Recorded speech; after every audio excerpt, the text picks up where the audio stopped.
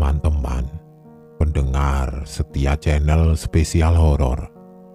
Sebelumnya, Mimin minta maaf kalau beberapa hari ini Mimin masih upload ulang cerita-cerita lama yang Mimin hapus beberapa waktu yang lalu. Tenang saja, kedepannya akan Mimin selang-seling video cerita lama dan video cerita baru. Semoga buat kalian yang menantikan cerita baru akan terhibur, dan buat kalian yang masih belum sempat menyimak cerita lama, jangan khawatir, akan Mimin upload ulang satu persatu. Dan saat ini Mimin akan membawakan cerita horor dari akun Twitter @penulismalam94 dengan judul Tak Sengaja Masuk ke Dimensi Lain, Perjalanan Malam ala Seroban. Dan langsung saja, selamat menyimak. Mimin tahu kalian pasti berani.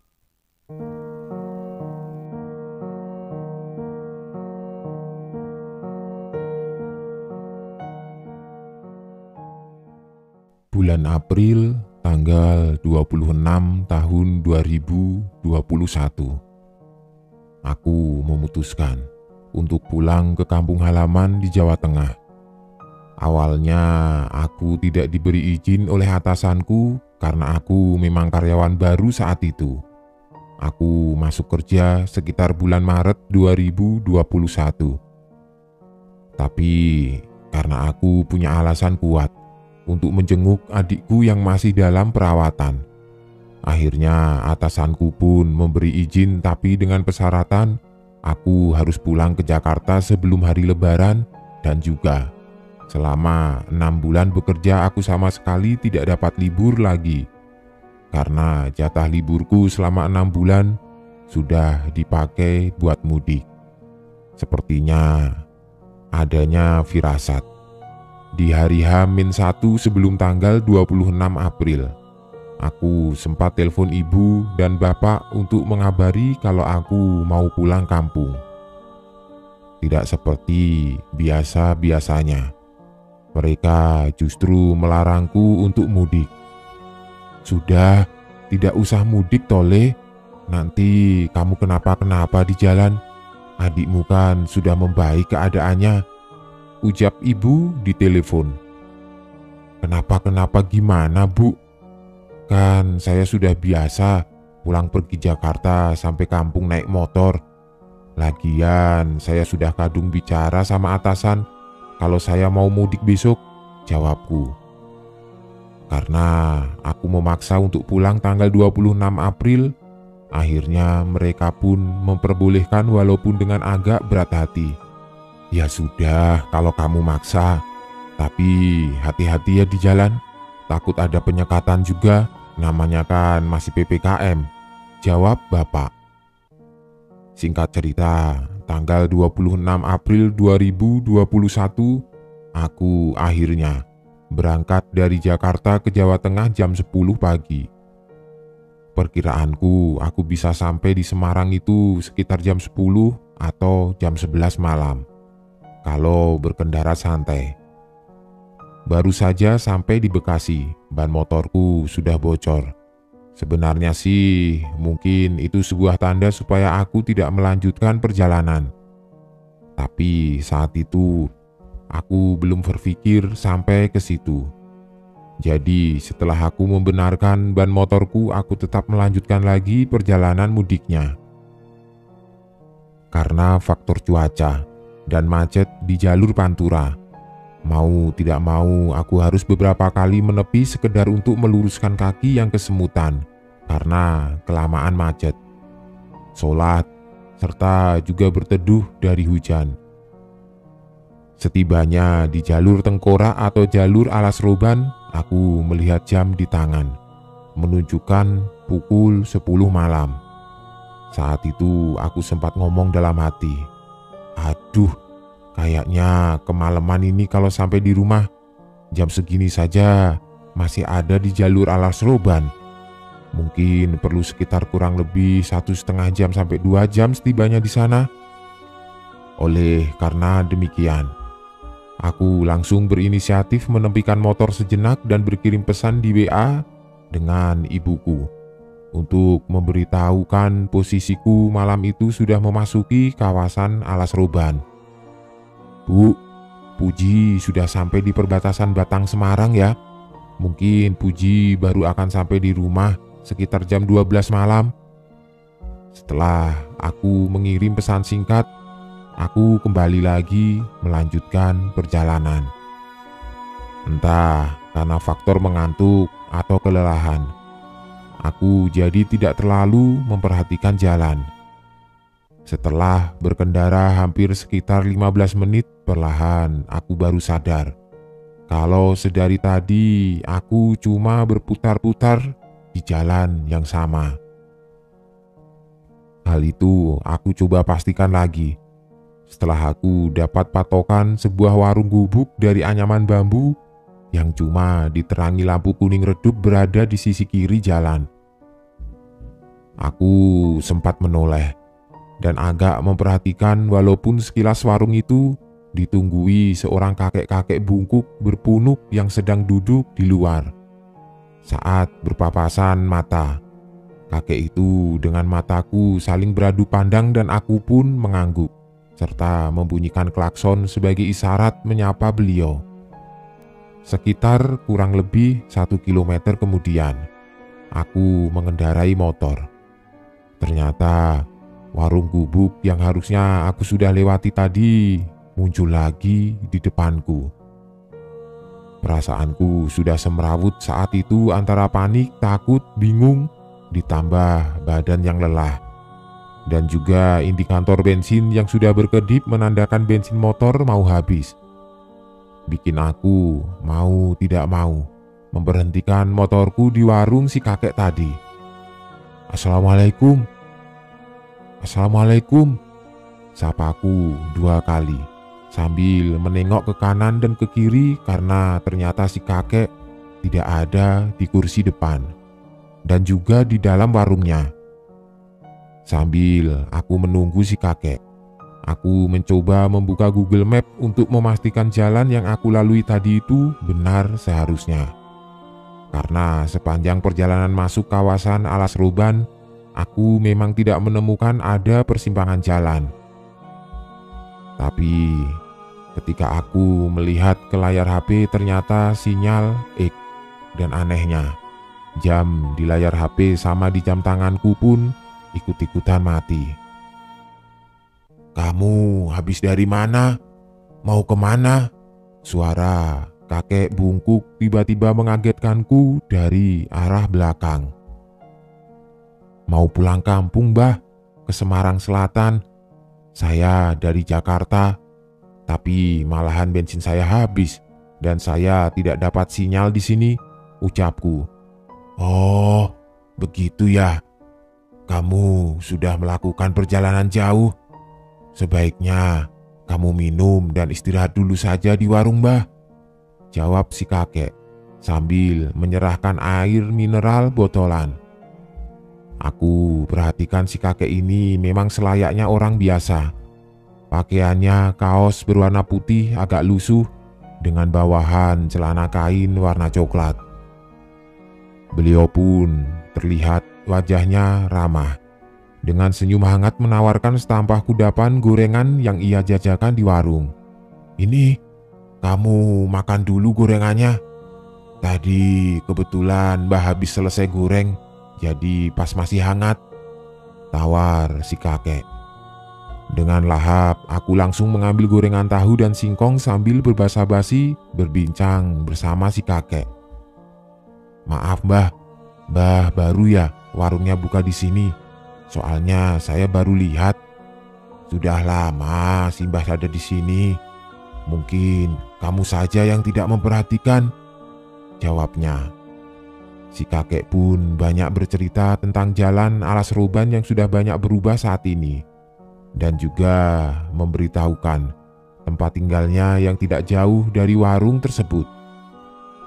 Saat si kakek bercerita, Mataku juga sambil memperhatikan si kakek. Dan aku membatin, rasanya tidak mungkin kalau kakek ini sebangsa demit atau setan penunggu alas ruban karena keramahannya. Aku pun berusaha untuk positif thinking. Kalau yang aku lihat tadi warung ini berkali-kali mungkin itu sebuah dejavu. Atau karena aku sudah benar-benar kelelahan, jadi pikiranku melayang kemana-mana. Sesudah aku berbincang-bincang dengan si kakek cukup lama, aku kemudian menanyakan, apa kakek ini jualan bensin? Karena aku berencana untuk melanjutkan kembali perjalananku ke rumah. Mbah, maaf, apa mbah ada jualan bensin eceran juga? Mbah tidak jualan bensin, Le. Mbah cuma jualan gorengan saja dan air mineral di warung sederhana ini, jawab si kakek sambil tersenyum ramah. Sebenarnya aku mau nekat untuk tetap melanjutkan perjalanan dan jika bensin motor habis, aku bakalan mendorong motor ini sampai ketemu warung berikutnya yang berjualan bensin eceran. Tapi si kakek menahanku. Le, jangan kamu paksakan lagi perjalanannya. Badan kamu sudah terlalu lelah. Di alas roban ini sulit. Ada warung yang juga berjualan bensin. Apalagi sudah malam hari begini. Sebaiknya kamu bermalam saja dulu di rumah Mbah. Besok pagi baru kamu bisa lanjutkan kembali. Lagian, Mbah takut ada orang jahat di luar sana. Mendengar tawaran beliau, aku pun langsung mengiyakan saja. Mengingat badanku sudah lemas dan juga mataku yang tiba-tiba merasa kantuk luar biasa. Baiklah Mbah kalau begitu, dan maaf sebelumnya kalau saya jadi merepotkan jenengan, jawabku sopan. Si kakek kemudian tersenyum dan menjawab, tidak apa-apa Le, sudah seharusnya dan sudah semestinya kita harus saling membantu. Tapi tunggu sebentar lagi ya Le. Sebentar lagi Mbah juga mau menutup warung. Tapi sampai gorengan Mbah ini habis dulu.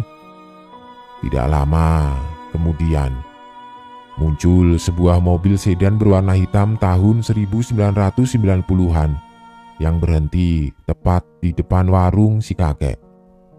Terlihat seorang pengemudi laki-laki yang bertubuh agak tambun dan juga seorang wanita serta anak mereka yang berusia sekitar 7-9 tahun turun dari mobil dan langsung masuk ke dalam warung. Begitu mereka masuk, tiba-tiba bau anyir menyengat menyeruak ke dalam penciumanku. Kalau bisa aku gambarkan, rasa bau amisnya lebih parah dari bau amis darah ayam dan ikan di pasar. Aku sampai menelan ludah, menahan rasa mual. Untuk menghargai tamu yang datang ke warung si kakek, aku berpindah posisi duduk dari dalam warung menuju ke bangku depan sambil menyulut sebatang rokok. Pandangan mataku arahkan ke jalan sekitar yang benar-benar gelap, minim pencahayaan. Dan lama-kelamaan aku sadar, ternyata tidak ada satupun kendaraan yang lewat.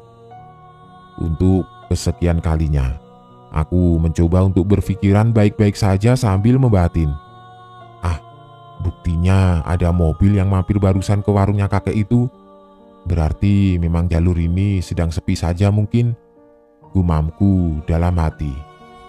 Setelah puas melihat pekatnya langit dan jalan malam hari, serta menghabiskan sebatang rokok, muncul sedikit rasa penasaranku untuk memperhatikan keluarga yang mampir di warung si kakek tadi. Sebenarnya sih, aku berniat untuk menumpang mobil mereka sampai di kota Semarang jika diperbolehkan. Dan motor yang tidak ada bensin itu mau aku titip saja dulu di warung si kakek sementara. Lalu keesokan harinya baru aku ambil kembali. Aku memasang telinga baik-baik, barangkali keluarga itu berbincang-bincang mengenai tujuannya. Aku berharap mereka satu tujuan denganku. Tapi entah kenapa, sama sekali aku tidak mendengar ada suara percakapan di antara mereka. Aku semakin penasaran, dan aku mencoba untuk mengintip mereka dari balik jendela depan warung yang terbuka. Anehnya, bapak, ibu, dan anak itu pun melakukan posisi yang sama, yaitu mereka hanya duduk berdampingan dengan kepala tertunduk ke bawah tanpa bersuara satu patah kata pun. Setelah aku perhatikan lebih detail, wajah mereka bertiga sangat pucat, dan kalau dipikir-pikir, pucatnya benar-benar mirip orang yang kurang darah, atau bahkan mirip dengan seonggok mayat. "Jangan melamun, Le. Nanti kamu kesurupan loh," ucap si kakek sambil menepuk bahuku. Seketika aku terhenyak, dan saat menoleh kembali ke dalam warung, 3 orang itu benar-benar sudah menghilang bersama dengan mobil yang terparkir di depan warung si kakek. Aku langsung melongo antara bingung, takut, dan juga pasrah. Dari gelagatnya, si kakek sepertinya sudah bisa membaca pikiranku yang sudah mulai panik, takut, dan khawatir. Lalu dengan tenang dia berbicara. "Apa yang kamu lihat itu benar adanya kok, Le. Bukan mimpi. Warung Mbah sering didatangi sama arwah korban tabrakan. Tidak usah takut, Le. Namanya juga kita hidup berdampingan dengan alam dimensi lain. Seharusnya kita ya takut dengan Gusti Allah, Pangeran yang memberikan kehidupan," jawab si kakek santai. "Bantu Mbah ya, Le. Mbah mau menutup warung. Motormu masukkan saja ke dalam, biar tidak ada yang mencuri," sambung si kakek. Aku dengan cepat memasukkan motor ke dalam warung gubuk milik si kakek dan segera membantu menutup warung. Sebenarnya ada pertanyaan dalam hati. Bukannya tadi sisa gorengan di tampah si kakek itu terlihat masih cukup banyak? Lalu kalau yang tadi datang arwah penasaran korban kecelakaan, berarti sama saja gorengan milik si kakek itu masih utuh. Tapi tidak tahu kenapa pertanyaanku itu cuma terhenti di bibir saja. Entah mungkin karena kondisi badan dan mentalku yang sedang tidak stabil ditambah habis melihat penampakan makhluk halus, jadi aku tidak mau mempermasalahkan hal-hal yang kurang begitu penting. Sesudah warungnya ditutup, si kakek mengajakku ke rumahnya yang katanya tidak jauh. Aku coba untuk pakai senter di HP untuk penerangan jalan, tapi si kakek bilang, "Le, tidak usah pakai lampu itu, nanti mengganggu yang lain. Pakai ini saja, Le," jawab si kakek sambil menenteng lampu minyak di tangan kanannya. Si kakek langsung mengajakku jalan ke arah dalam hutan jati yang keadaannya gelap sekali. Sedikit gambaran yang aku ingat, saat itu cuma ada jalan setapak cukup licin dan agak curam, karena beberapa kali aku hampir terpeleset. Oh iya, di awal tadi aku kasih tahu ke kalian kalau si kakek ini keadaan fisiknya bungkuk dan berpunuk. Tapi pas jalan kok bisa cepat sekali. Dan juga kakinya si kakek ini seperti tidak napak ke tanah, karena saat beliau jalan di depanku, aku seolah tidak mendengar bunyi suara langkah kaki selain bunyi langkah kakiku sendiri. Setelah melewati jalan setapak naik turun dan agak berkelok, akhirnya aku bisa melihat ada sebuah perkampungan yang bisa dibilang terang dan ramai sekali. Pikiranku menolak untuk percaya. Masa ada kampung di tengah hutan? Sudah begitu ramai lagi. Pas aku masuk ke dalam gapura kampung, mataku disuguhkan dengan beberapa dokar yang berjejer. Dan si pengemudinya saling berkumpul asik berbincang satu sama lain. Lalu kemudian aku melihat ada pasar malam yang menjajakan barang dagangan di pinggir jalan. Suasananya benar-benar riuh, ramai selayaknya di pasar orang berdatangan sambil melihat-lihat barang dan juga ada transaksi tawar-menawar di sana. Keanehan berikutnya yang aku perhatikan adalah pakaian mereka ini bukan dari tahun 2000-an. Bahkan ada beberapa ibu-ibu yang memakai kain kebaya. Si kakek kemudian menunjukkan rumahnya yang bisa dibilang cukup luas, terbuat dari kayu jati. Beliau pun mempersilahkanku masuk dan menyuguhkan air putih dari dalam kendi tanah liat. "Bagaimana, Le, suasananya di sini?" tanya si kakek sambil tersenyum. Aku hanya menjawab ala kadarnya saja sambil menganggukkan kepala, karena memang suasana hati serta pikiran yang carut-marut membuat aku malas berbicara. "Le, kamu tidur saja di kamar itu. Silahkan beristirahat ya. Mbah mau ke pasar dulu membeli keperluan untuk jualan di warung. Oh iya, Mbah mau berpesan, jika Mbah sedang tidak ada di rumah ini, kamu jangan sampai keluar rumah ya. Kalaupun nanti kamu dengar suara riuh orang-orang kampung, sebaiknya dihiraukan saja. Jika esok pagi kamu sudah bangun dari tidurmu, lekaslah pulang ke rumahmu. Dan jangan lupa untuk berdoa sebelum bepergian," ucapnya sambil bersiap untuk keluar rumah.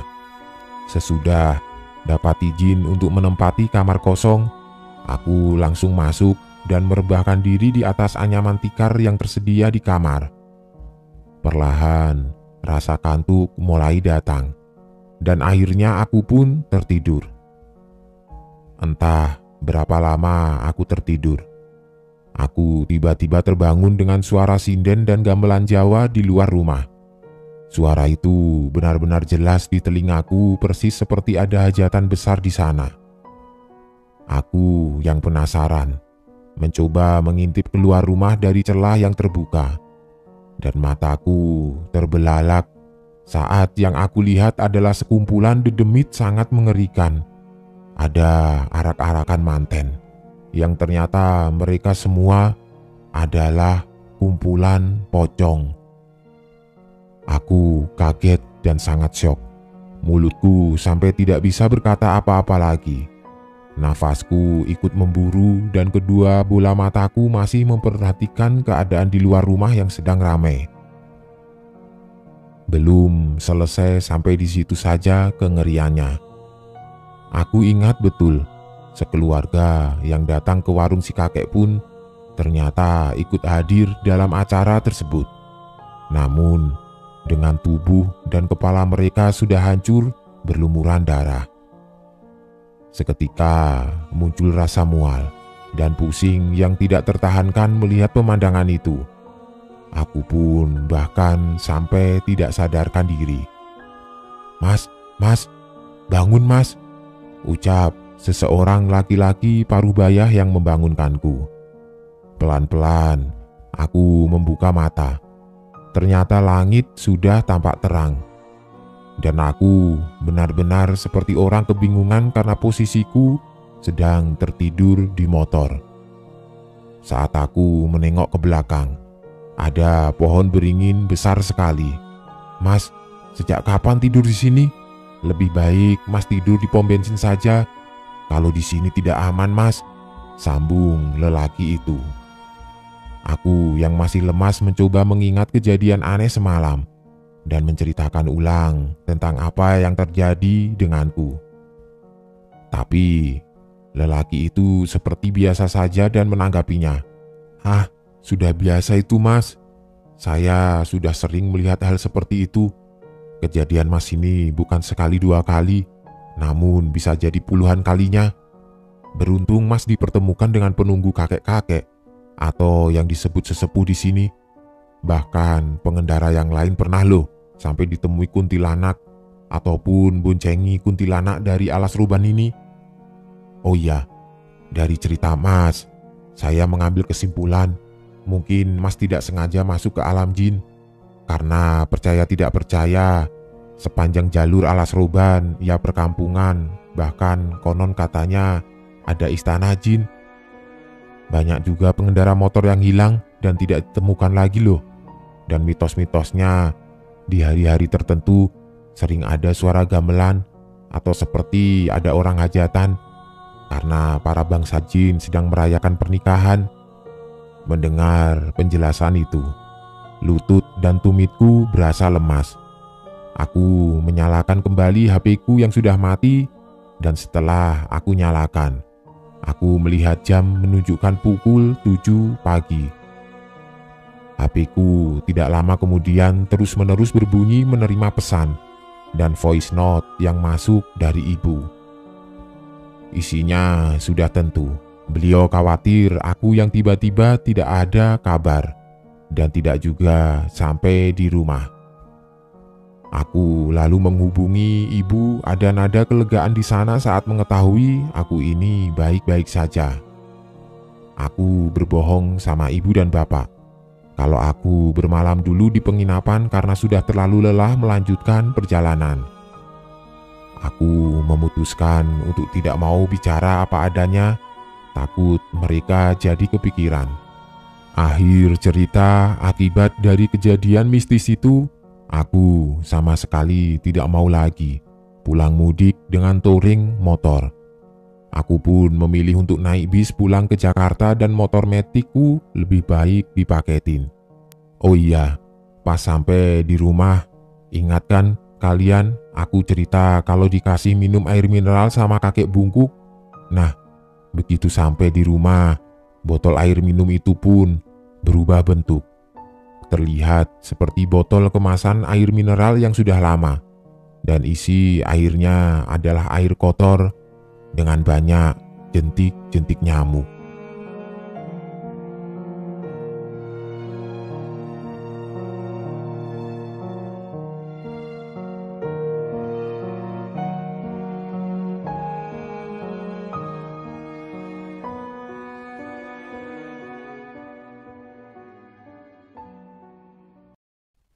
Selamat malam, teman-teman semua.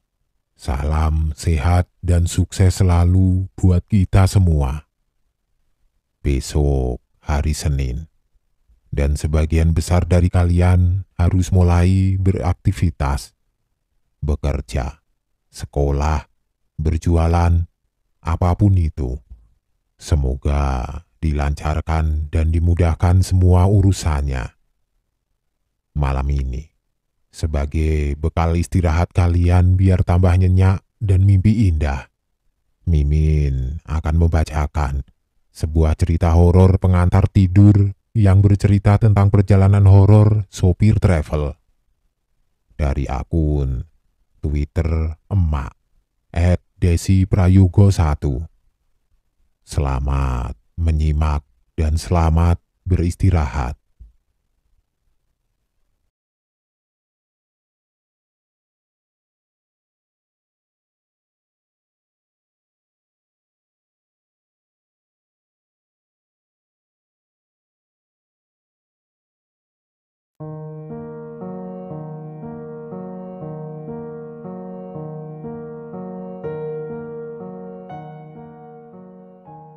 Narasumber kali ini adalah Mas Bekti.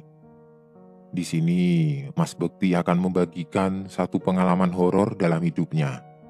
Pengalaman ini merupakan kali pertamanya bisa berinteraksi dengan sosok-sosok tidak kasat mata. Juga merupakan pengalaman pertamanya ketika memutuskan untuk menjadi seorang driver mobil travel. Sejak tahun 2015, Mas Bekti memutuskan untuk beralih profesi sebagai seorang driver sebuah mobil travel setelah namanya masuk dalam jajaran nama-nama pegawai yang terkena PHK.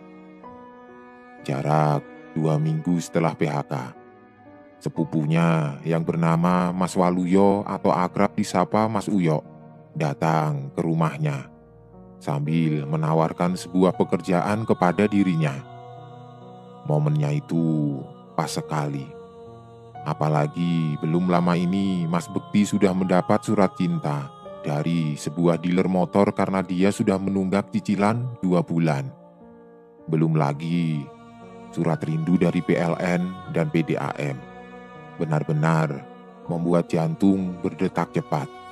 Pikiran melayang-layang, susah tidur, dan tidak nafsu makan. Ditambah notifikasi BPJS dan wali murid yang menambah deras air matanya.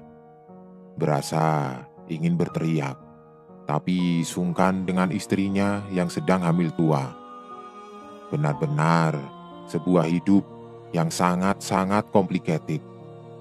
Apalagi kalau dia berjalan ke arah dapur, pasti langsung bernyanyi, "Ingin ku teriak."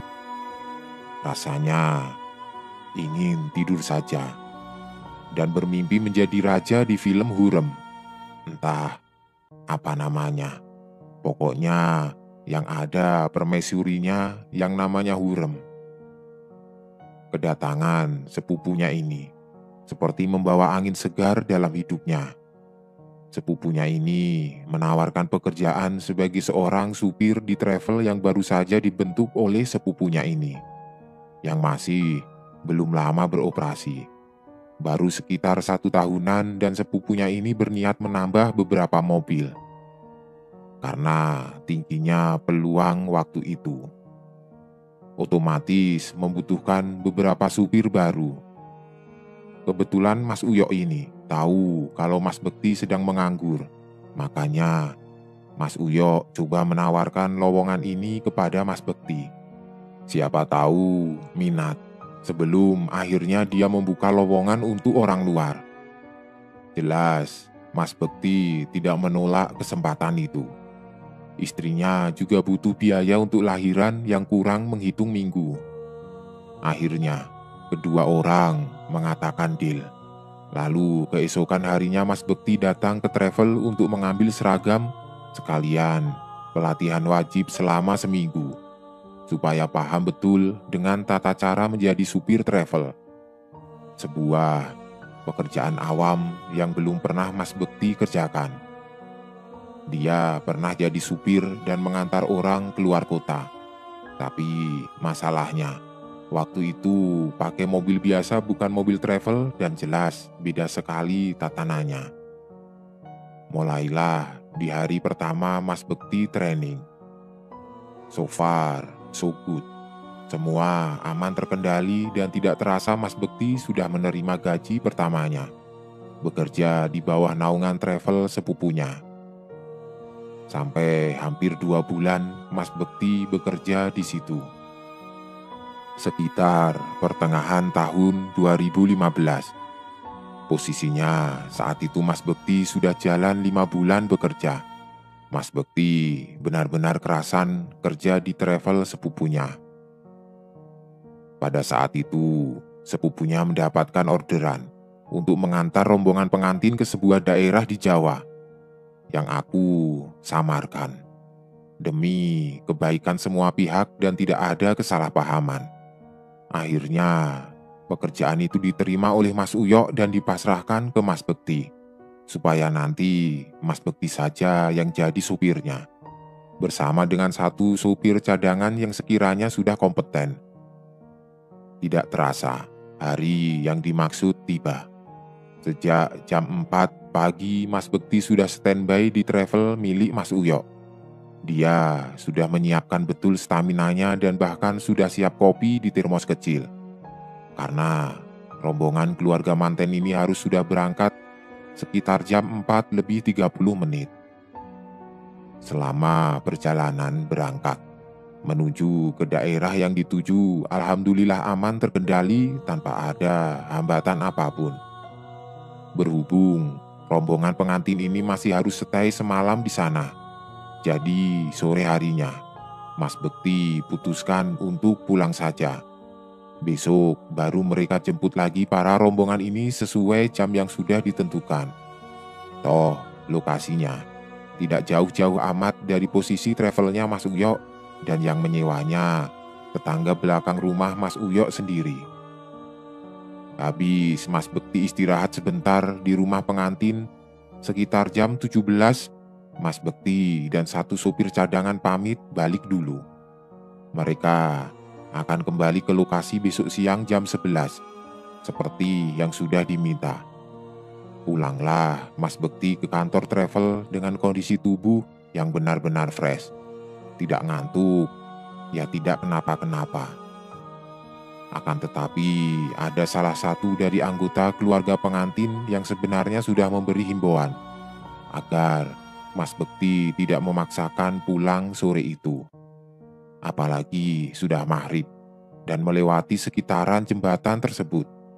Entah kenapa, hal itu seperti sesuatu yang pamali bagi warga setempat.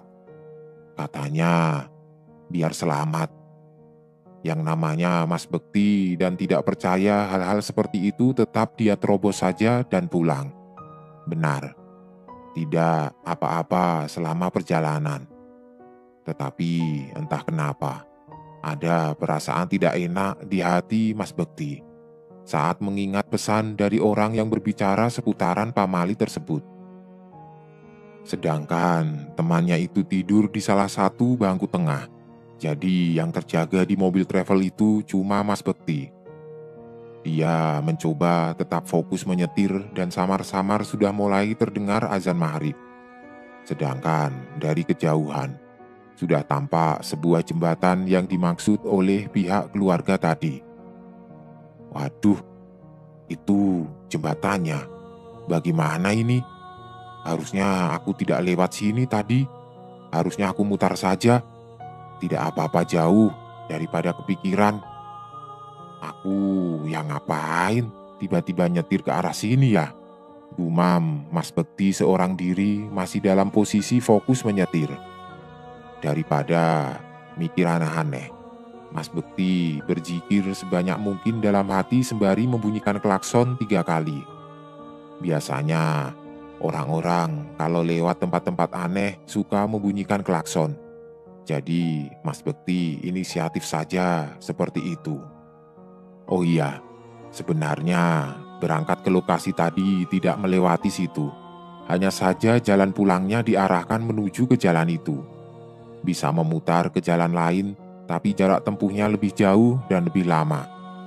Tapi biasanya warga sekitar memilih untuk lewat jalan yang jauh daripada lewat jalan dekat jembatan itu. Selesai membunyikan klakson, sepintas tidak ada apa-apa dan yang ada hanyalah keheningan suasana sekitar. Tidak tampak kendaraan yang lewat satupun selain kendaraannya. Mas Bekti mau membuka jendela untuk merokok saja takut karena saking sepinya. Dia melewati jalan tersebut sambil diiringi suara azan maghrib berkumandang. Dengan harapan suara azan itu bisa menjadi pelindung dan penenang selama dia melewati jalanan sekitar. Memang benar, dia sedikit lebih tenang dan tampaknya semua berjalan baik-baik saja. Mas Bekti terus berjalan tanpa berhenti sedikit pun. Pas ketika dia hendak membenarkan kaca tengah mobilnya supaya bisa mengamati temannya masih tidur atau bagaimana. Tiba-tiba, mata Mas Bekti melotot bukan main setelah selesai membenarkan posisi kaca tengah itu. Kini, kaca itu mengarahkan pandangannya ke arah bangku-bangku penumpang yang ada di belakangnya. Matanya terbelalak lantaran dia melihat ada seorang perempuan berwajah pucat memakai baju seperti daster lengan panjang, selutut, dengan penampakan warna bajunya yang sudah lusuh serta kotor, dan rambutnya sangat berantakan. Masalahnya, itu siapa? Siapa perempuan yang duduk di bangku paling belakang? Perasaan berangkat tadi dia cuma berdua dengan kawannya dan sepanjang perjalanan dia tidak berhenti sama sekali. Terus, bagaimana bisa perempuan itu naik ke travelnya? Pertanyaan terbesar di batin Mas Bekti adalah, itu manusia apa setan? Mata perempuan itu terus mengamati ke arah kaca tengah, seolah mengamati Mas Bekti dengan tatapan yang kosong. Mas Bekti coba membangunkan temannya itu, malah tidak bangun-bangun. Yang ada, Temannya itu malah asik ngorok di bangku tengah tanpa mempedulikan panggilan Mas Bekti. Rasanya mau menangis dan gemes sendiri. Sedangkan perjalanan ini semakin lama, kok malah terasa makin jauh. Seakan dia setak berputar-putar di area dekat jembatan itu saja. Makin lama, keanehan lainnya juga terjadi secara bersamaan. Tahu-tahu muncul kabut tebal sampai menghalangi pandangannya Mas Bekti. Suara burung yang banyak sekali saling bersahutan dan menimbulkan suara yang sangat aneh saat didengar. Tiba-tiba terdengar juga suara petir menyambar ke sana ke sini. Padahal jelas-jelas dari tadi cuaca itu cerah sekali dan sama sekali tidak ada tanda-tanda mau turun hujan. Serta tidak beberapa lama kemudian, terasa hembusan angin yang sangat kencang datang. Bingung Mas Bekti di situ. Dia mau berdiri menghampiri temannya, tapi takut dengan sosok perempuan tersebut. Kalau cuma diam juga, ini masalah tidak akan kelar-kelar. Dia juga sudah coba berpikir, apa mungkin ada kesalahan yang dia lakukan saat melintasi jalan itu? Sepertinya tidak ada. Selain memang dia nekat untuk tetap melewati jalanan itu, walau sebelumnya dia sudah dilarang. Sosok perempuan di bangku belakang itu masih terus memandang ke arahnya. Ini tatapannya melotot sangat tajam. Sedangkan awan semakin lama sudah mulai tampak gelap. Dia bingung harus berbuat apa. Seketika, dia melihat ada botol mineral di sampingnya. Dia berinisiatif untuk mengambil botol itu, lalu dilempar ke arah temannya tanpa harus menoleh ke belakang. Cuma dia bingung, kira-kira caranya bagaimana? Selesai memikirkan semuanya secara baik-baik, dengan diawali basmalah. Percobaan pertama dan terakhir Mas Bekti lakukan. Secara botolnya cuma satu. Kalau gagal, ya wassalam, karena tidak ada botol lagi. Dengan segala keyakinan di dalam hati, dia pun mulai melempar botol itu ke arah temannya. Alhamdulillahnya, berhasil mengenai kaki dari temannya itu dan seketika temannya bangun dengan ekspresi kaget. Duduk di kursi tempatnya tidur sambil memandang aneh ke arahnya. "Sudah, kamu jangan banyak ngomong. Cepat ke sini, duduk di sebelahku," ucap Mas Bekti. "Lah, kamu ini mau bilang apa? Tinggal bilang saja kok repot," balas temannya itu sembari meregangkan badan dan jalan mendekat ke arahnya. "Sebentar deh, Bekti. Kamu ini ngapain stop di sini?" sambung temannya ini. Mas Bekti tidak menjawab dan hanya menggerakkan kepala temannya ke arah kaca spion tengah. Sama seperti Mas Bekti, temannya ini kaget bukan main ketika melihat ada seorang perempuan duduk di bangku kursi paling belakang. Tatapannya masih melotot dan kian tajam. "Kamu ini bawa penumpang siapa? Manusia itu?" tanya temannya ini sambil merinding. Terus si temannya ini menoleh ke belakang dan saat dilihat secara langsung sosok perempuan itu justru tidak ada di bangku paling belakang. Temannya kembali menoleh ke arah kaca, tapi perempuan itu masih ada di sana. Si Mas ini kembali menoleh ke belakang. Si sosok ini tidak ada lagi di tempatnya. Dia langsung ngomong ke Mas Bekti kenapa ketika dilihat langsung sosok itu tidak kelihatan. Otomatis mendengar Mas Bekti ikut menoleh ke belakang untuk memastikan apa yang diucapkan temannya itu benar. Ternyata benar. Sosok yang dilihat di kaca tidak nampak di bangku belakang ketika mereka melihatnya secara langsung. Akan tetapi, ketika mereka berdua melihat kembali ke arah kaca, Sosok itu kini sudah berpindah posisi. Duduknya sudah berpindah di deretan kursi paling tengah. Kurang lebih hampir berdekatan dengan kursi yang ditempati tidur oleh temannya Mas Bekti. Kedua tangan sosok itu memegang kepala kursi yang ada di depannya dan sambil terus memandang ke arah kaca dengan tatapan melotot. Dua orang ini kembali menatap ke belakang dan hasilnya masih sama. Sosok itu tidak kelihatan wujudnya. Mereka kembali memandang ke arah kaca, tapi sosok itu duduknya semakin maju dan semakin maju. Cuma kalau ditoleh ke belakang, sosok itu benar-benar tidak kelihatan. Hingga saat dipandang kembali dari kaca, sosok itu kini duduk tepat di kursi penumpang paling depan, yang berada persis di belakang kursinya Mas Bekti. Sembari mengumpulkan tenaga dan keberanian untuk memastikan kembali sambil menoleh ke belakang, barulah Mas Bekti merasakan kengerian yang benar-benar ngeri sepanjang hidupnya. Pas dia memalingkan wajahnya ke belakang, baru juga dia memutar lehernya. Tahu-tahu ada wajah pucat dengan matanya yang hitam dan rambutnya terurai berantakan. Pas menampakkan wujudnya di depan wajah Mas Bekti. Benar-benar dekat.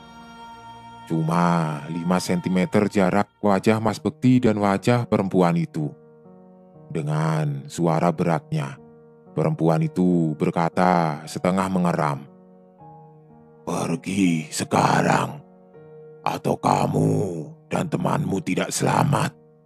Mas Bekti yang terkejut melihat itu refleks memundurkan badannya, sehingga siku salah satu tangannya tidak sengaja memencet klakson mobil. Gara-gara itu, temannya yang ada di sebelahnya jadi terkejut bukan main. Pasalnya, suara klakson itu memecah keheningan malam itu. Secara tepat, habis berkata seperti itu, sosok tersebut tahu-tahu menghilang entah kemana. Mas Bekti masih dengan posisinya yang kaget dan ngos-ngosan. Temannya memandang aneh ke arah Mas Bekti yang terlihat aneh juga. Seketika, kabut tebal tadi hilang dan sekitar kembali normal. Ternyata, teman Mas Bekti ini tidak melihat apa-apa. Justru temannya ini malah kebingungan dengan gelagat aneh dirinya. Waktu Mas Bekti menoleh kembali ke arah kaca, sosok itu sudah tidak ada di dalam mobil travelnya. Mas Bekti langsung bilang ke temannya, "Jok, kita harus pergi sekarang. Ini sudah tidak beres." Sambil mulai kembali menyalakan mesin mobil travel. Dua orang ini akhirnya kembali melanjutkan perjalanan pulang melewati jalanan tersebut. Saat di tengah perjalanan dan sudah melewati area tersebut, mereka berdua dihentikan oleh seorang perempuan. Kini penampilan perempuan itu tampak normal seperti manusia pada umumnya. Memakai dress berenda, lengan pendek selutut, ya, sepintas tidak ada yang aneh. Meski penampilannya seperti model-model fashion orang-orang zaman dahulu sekali. Cuma mereka berdua yakin kalau kali ini benar-benar manusia. Stoplah mobil mereka pas saat hampir dekat dengan posisi perempuan itu berdiri. Mas Bekti maupun temannya memutuskan bertanya, tapi tidak turun dari mobil sama sekali. Dia membuka kaca pintu di sebelahnya sambil bertanya, "Ada apa, Mbak?" "Oh, tidak ada apa-apa kok, Mas. Saya cuma minta maaf atas perbuatan kakak saya. Maaf kalau tiba-tiba kakak saya mengganggu perjalanan kalian. Saya sarankan kalian belok jalanan sebelah kiri sana, terus lurus saja. Nanti ada belokan ke kanan. Lah, Masnya ikutin saja jalur itu. Nanti sekitar 20 menit kemudian, Mas sudah tiba di jalanan besar. Jelas perempuan manis itu. Sedangkan Mas Bekti maupun temannya pandangannya fokus ke arah yang ditunjuk oleh si perempuan yang entah siapa namanya. Pada saat Mas Bekti sudah paham dengan penjelasan si Mbak ini dan menoleh kembali ke arah posisi Mbak untuk berterima kasih, tahu-tahu si Mbak yang ada di pinggir jalan itu sudah menghilang entah kemana perginya. Di situ sama sekali tidak ada rumah-rumah warga dan hanya ada hamparan sawah sepanjang mata memandang. Mas Bekti coba mengeluarkan kepalanya untuk mengamati di sekitarnya. Tapi sosok mbak-mbak ini tetap tidak terlihat di mana-mana. Feeling mereka sudah tidak enak waktu itu ketika mereka hendak ingin pergi menuju ke arah yang ditunjuk oleh mbak-mbak ini. Tahu-tahu si mbak ini muncul lagi, tapi dari arah sebelah kiri. Dengan penampilan yang pucat, rambutnya awut-awutan dan bajunya kotor sekali. Terus perempuan itu melambai ke arah mereka berdua sambil ngomong, "Hati-hati di jalan ya mas." Terus si mbak ini tersenyum ke mereka dengan tatapan mata yang sangat kosong sekali. Sebenarnya Mas Bekti sudah ketakutan setengah mati di situ. Tapi dia masih berusaha sopan dan menjawab, "Iya mbak, makasih banyak ya."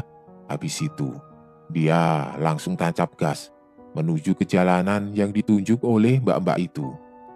Soalnya dia kali itu benar-benar tersadar kalau mbak itu bukan manusia, tapi setan. Mas Bekti melanjutkan perjalanan sambil terus berdoa supaya kejadian-kejadian tadi tidak terulang kembali. Ternyata benar, dia tidak ada gangguan aneh-aneh lagi.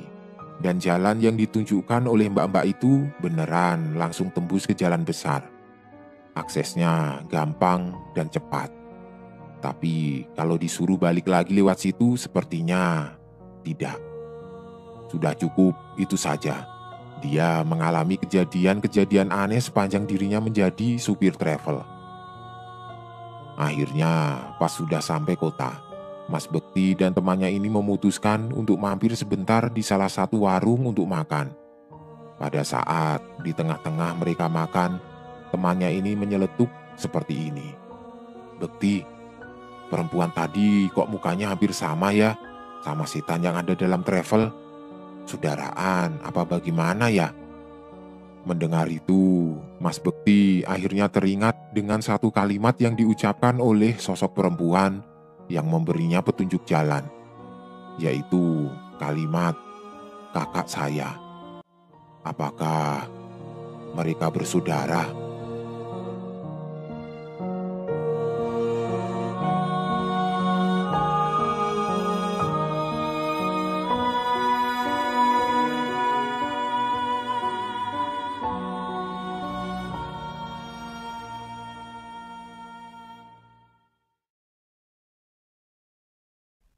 Halo teman-teman, penikmat horor dan subscriber channel spesial horor ini yang selalu Mimin bangga-banggakan. Di rumah Mimin saat ini hujan deras sekali. Bagaimana di rumah kalian? Tapi tenang saja, hujan tidak hujan, Mimin akan selalu menghibur kalian semua. Kali ini satu cerita horor berjudul Kampung Kubur dari akun Twitter cerita Siska @siskanoviw akan Mimin bawakan buat kalian semua. Sebuah perjalanan horor naik mobil di alas Gumitir. Bagaimana? Kalian sudah mulai penasaran? Kalau begitu tanpa berlama-lama lagi, selamat mendengarkan. Salam sehat dan sukses selalu buat kita semua. Salam horor.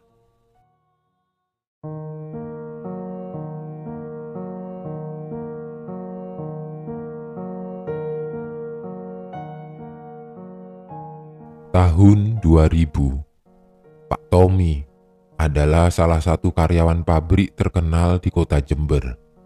Karena kesibukannya menjadi karyawan yang dipercaya di sana, Pak Tommy menjadi sibuk dan jarang sekali meluangkan waktu bersama keluarganya. Pak Tommy terkenal dengan sifat disiplin di kantor. Tidak jarang, jika ada karyawan lain yang datang telat atau malas, Pak Tommy tanpa berpikir panjang akan menegur mereka. Pak Tommy terkenal sebagai orang yang ambisius. Beberapa orang terdekat yang sangat mengenalnya sudah hafal betul bahwa Pak Tommy akan melakukan segala cara untuk tujuannya. Pak Tommy memiliki anak kembar yang bernama Akbar dan Ilham, dan seorang istri yang bernama Linda.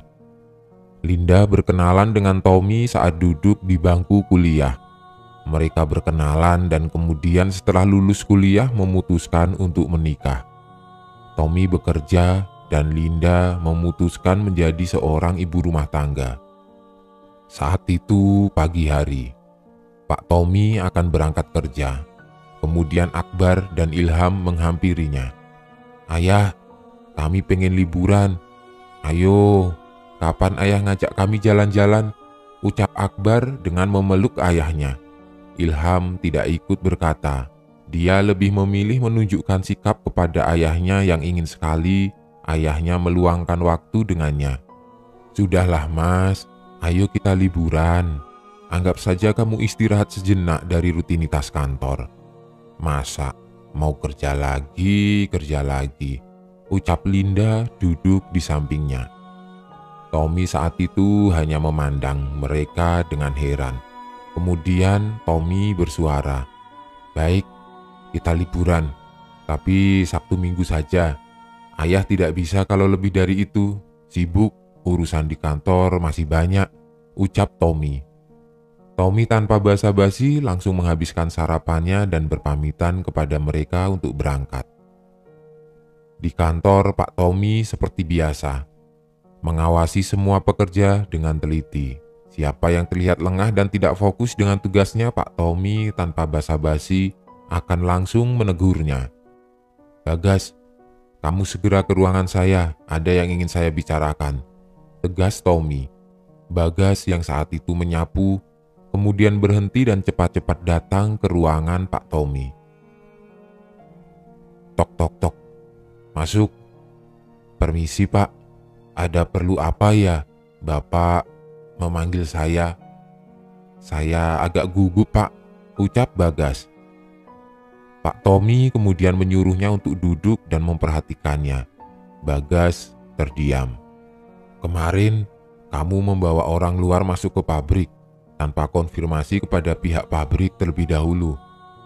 Bahkan Pak Yanto yang bertugas berjaga kemarin juga tidak tahu kamu membawa orang luar ke sini. Dan tadi malam, komputer pabrik ada yang hilang dan beberapa benda lainnya. Pertanyaan saya, apa kamu tahu sesuatu tentang hal ini?" tegas Pak Tommy. Bagas yang saat itu gugup kemudian menjelaskan. "Anu Pak, saya memang kemarin membawa orang luar masuk ke pabrik. Namun untuk benda yang hilang tadi malam, itu bukan kami Pak, saya berani sumpah Pak. Kemarin saya membawa orang luar itu saudara saya sendiri Pak. Saya kemarin kurang enak badan dan saudara saya ingin mengambil barang belanjaan istri saya, baju 1 kodi. Bajunya lumayan tebal dan saya tidak kuat mengangkat. Jadi saya minta bantuan saudara untuk mengambil. Karena saat itu mau minta tolong satpam, beliau tidak ada di tempat waktu itu," jelas Bagas. Pak Tommy hanya menghela nafas yang panjang. "Gas, kamu tahu kan peraturan di pabrik yang melarang orang luar masuk ke dalam? Kenapa kamu langgar?" tanya Pak Tommy. Bagas diam. "Saya hanya kasihan istri saya Pak. Banyak pesanan baju hari itu. Daripada lama menunggu saya pulang kerja, mending saya suruh saudara saya ke sini Pak, biar bajunya cepat terjual," jelas Bagas. Pak Tommy yang saat itu sudah tidak bisa mendengarkan perkataan Bagas lagi.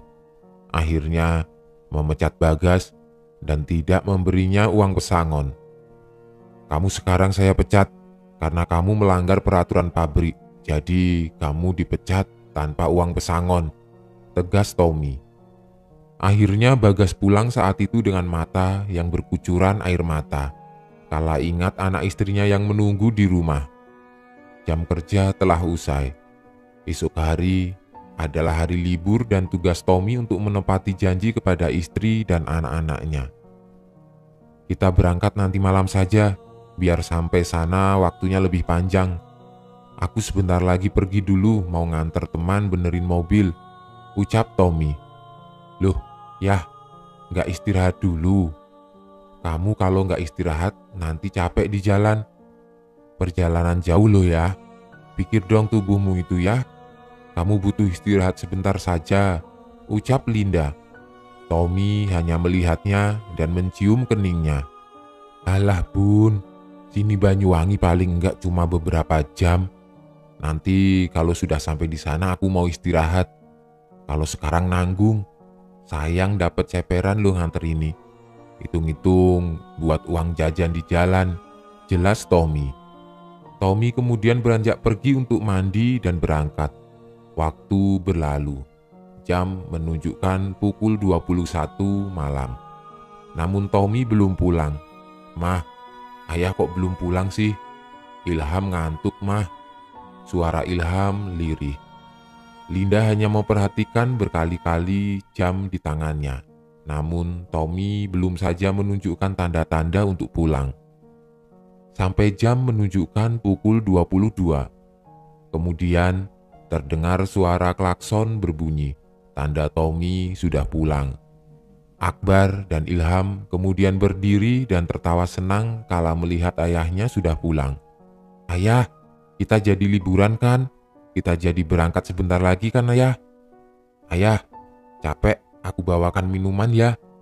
Tommy turun dari mobil dengan membawa makanan untuk dibawa pergi liburan. Ayo, kalian sudah siap-siap belum? Kita berangkat sebentar lagi, ucap Tommy tersenyum. Linda yang memperhatikan suaminya yakin bahwa Tommy butuh istirahat. Raut wajah Tommy tidak bisa berbohong. Tommy lelah. Ayah tidak istirahat dulu. Aku buatin teh ya, biar enakan badannya, ucap Linda. Wong cuma segini kok bun, sudahlah, ayo cepat siap-siap. Kita segera berangkat, biar sampai Ijen besok, cepat istirahat di sana, ucap Tommy. Dia bersikukuh untuk melanjutkan perjalanan. Dan akhirnya mereka berangkat. Di perjalanan, Tommy hanya diam dan menghadap lurus ke depan. Linda saat itu memiliki firasat tidak nyaman.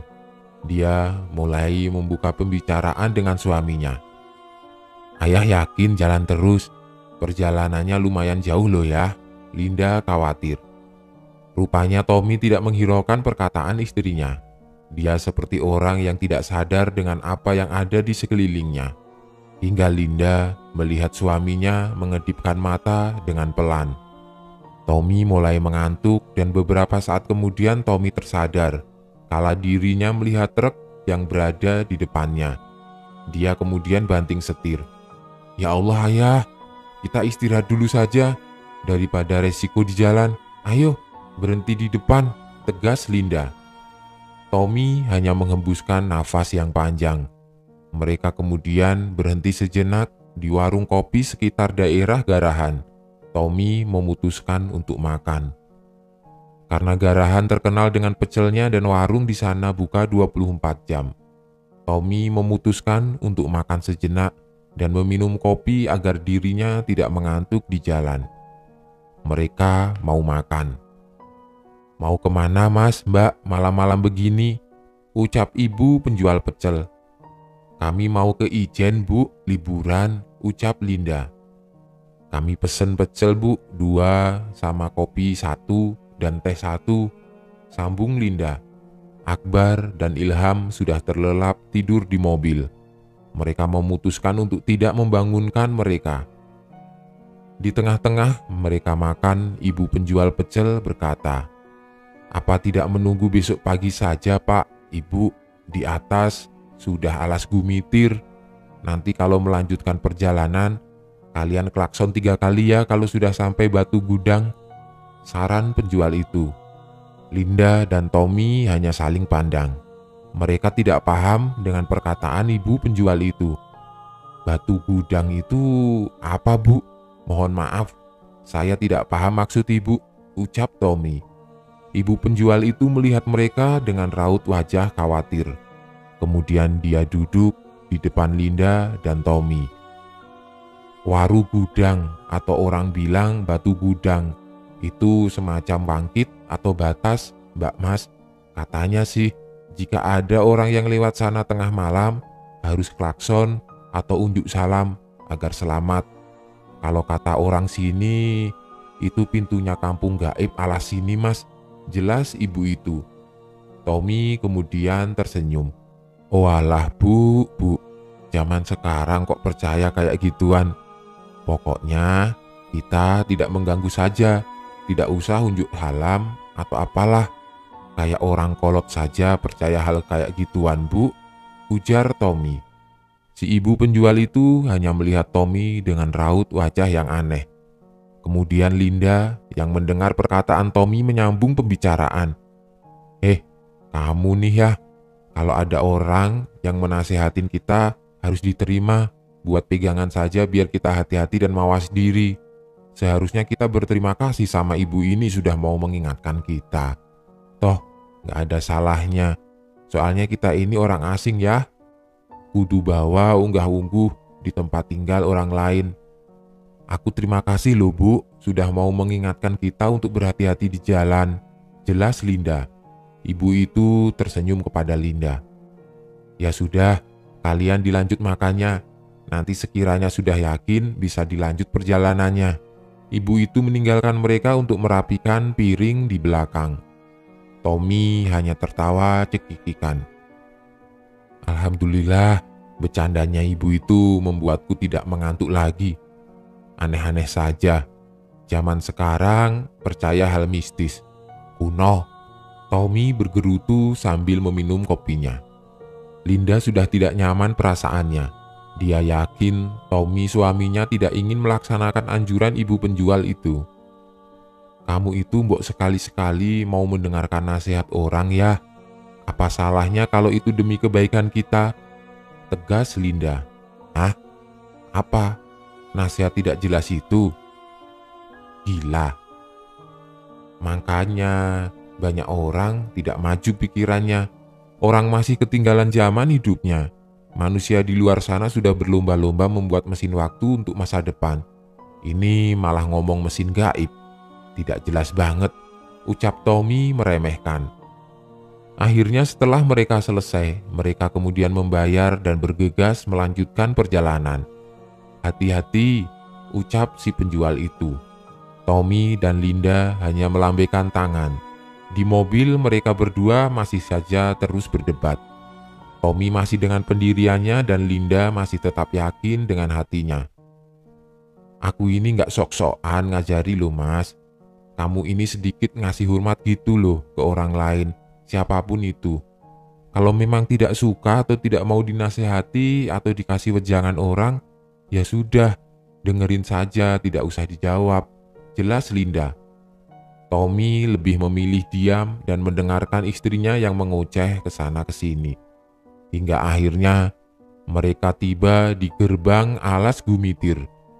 Jalanan tampak sepi dan tidak ada orang awe-awe, mengingat jam sudah menunjukkan tengah malam. Awe-awe adalah orang meminta di pinggir jalan dengan menggerakkan tangan. Semakin mereka mengemudi ke atas, semakin tebal pula kabut yang datang. Pada saat itu lampu masih bisa dihitung sepanjang jalan di alas Gumitir. Kanan kiri sudah pohon-pohon menjulang tinggi, gelap dan tidak terlihat apapun. Hanya jalan di depan yang terlihat oleh cahaya mobil. Semakin terus berjalan, semakin tebal pula kabut yang datang. Akhirnya, Linda yang saat itu merasa aneh dengan jalanan yang amat sangat sepi. Tidak ada satu kendaraan pun yang berpapasan lewat. Mulai merasa tidak nyaman.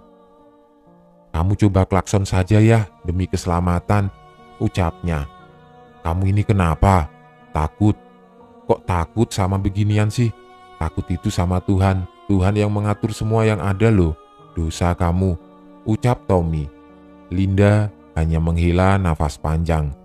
Entah mengapa setiap kali Linda ingin mengungkapkan kekhawatirannya hanya terbalas dengan argumen Tommy yang seperti itu. Hingga akhirnya Linda menatap kaca mobil yang berada di depannya. Tampak batu menjulang tinggi berjejer layaknya gapura pintu masuk. Batu itu terletak di kanan dan kiri jalan itu. Yah, ayo klakson ya, 3 kali. Sudah salam belum kamu? Assalamualaikum. Aduh, kamu ini apa sih? Jalan ya jalan. Tidak usah pakai itu, ini. Tinggal salam aja gitulah dalam hati. Apa susahnya sih? Pakai ngomong ginilah, gitulah. Ribet banget, ucap Tommy dengan jengkelnya. Linda hanya bisa membuang muka dengan jawaban Tommy. Tommy tetap dengan pendiriannya memilih tenang dan tidak akan terjadi apa-apa. Perasaan Tommy agak aneh. Hampir beberapa menit, yang dia lihat hanyalah jejeran batu menjulang tinggi di kanan kirinya. Linda sudah tidak peduli lagi dengan situasi apa yang sudah dilaluinya sejak perdebatan saat itu. Dia memilih tidur dan membiarkan Tommy sadar seorang diri. Tommy agak heran mengapa jalan yang dilaluinya bukan pohon dan hanya batu yang dia lihat. Tommy juga tidak melihat sinar cahaya lampu dari kampung yang berasal dari rumah penduduk di bawah sana. Tommy mulai resah dan dia membangunkan istrinya. "Mah, bangun. Aku kayaknya lelah deh, Mah. Bangun. Aku tidak melihat apapun di sepanjang jalan ini," ucap Tommy. Linda saat itu hanya menoleh ke arah Tommy dengan keadaan mata tertutup. Dia mengangguk tanpa tahu apa yang disampaikan Tommy. Di tengah perjalanan, Tommy melihat dari kejauhan cahaya bintik-bintik yang bergerak turun dari kejauhan. Tommy menyipitkan mata. Apa itu? Batinnya. Tommy melambatkan laju mobilnya karena penasaran. Akhirnya Tommy turun. Dia melihat jam di tangannya, jam menunjukkan pukul 00:25. Ada alasan apa orang jam segini berjalan berjejer di tengah hutan seperti ini? Tommy menghentikan mobilnya. Dia melihat Linda, Akbar, dan Ilham sedang tertidur pulas. Dia mulai memperhatikan lagi. Rombongan orang sebanyak itu turun dari atas bukit membawa obor. Tommy melihat di antara orang sebanyak itu membawa obor, terdapat 4 orang di tengah-tengah mereka membawa keranda yang terlihat jelas di dalamnya berisi mayat orang yang dikafani. Tommy kemudian memejamkan mata. Sekali lagi dia tidak percaya dengan apa yang dilihatnya. Saat dia mulai membuka lagi matanya, alangkah terkejutnya. Dia melihat kanan kirinya adalah makam. Makam yang batu nisannya terbuat dari kayu. Tommy semakin bingung dengan situasi yang terjadi. Akhirnya dia membangunkan Linda. Linda kemudian terbangun. "Ada apa, Mas?" ucapnya. "Kita sepertinya tersesat," ucap Tommy lirih. Linda kaget bukan main. Manakala ia melihat sekelilingnya adalah kuburan. "Loh, Mas, kita di mana? Kamu tidak keliru jalan kan?" ucap Linda ketakutan. Tommy semakin bingung. "Aku juga bingung. Tadi aku melihat rombongan orang, terus jadi begini. Ya Allah, aku serius tidak salah arah, Mah. Aku tadi lewat jalan benar," tegas Tommy. Linda yang saat itu sudah berlinang air mata terus berdoa. Semoga ada jalan keluar untuk dirinya dan keluarganya bisa selamat. "Jalan terus saja, Mas," ucap Linda. "Kamu ikuti saja jalan ini. Please, untuk sekarang percaya aku dan dengerin omonganku, Mas," sambungnya. Tommy melihat Linda. Ingin sekali rasanya menyesal karena tidak mendengar perkataan tadi. Tommy mengikuti nasihat Linda setelah terlambat dan mengetahui sendiri apa yang terjadi. Saat Tommy menyalakan mobil, tiba-tiba segerombolan burung gagak menerjang kaca mobilnya. Linda berteriak, "Ya Tuhan, aku mohon selamatkan kami. Saya mohon ampun," teriak Linda. Tommy yang saat itu ikut terkejut dengan kedatangan gerombolan burung gagak kemudian tancap gas. Dia melajukan mobilnya sekencang-kencangnya, tanpa mempedulikan apa yang akan dia hadapi di depannya. "Yah, ayah, pelan-pelan ya." Tiba-tiba, mobil mereka menabrak pohon beringin yang menjulang di tengah jalan. Kemudian terdengar suara iringan banyak orang yang mengantarkan jenazah. "Mah, kamu tidak apa-apa?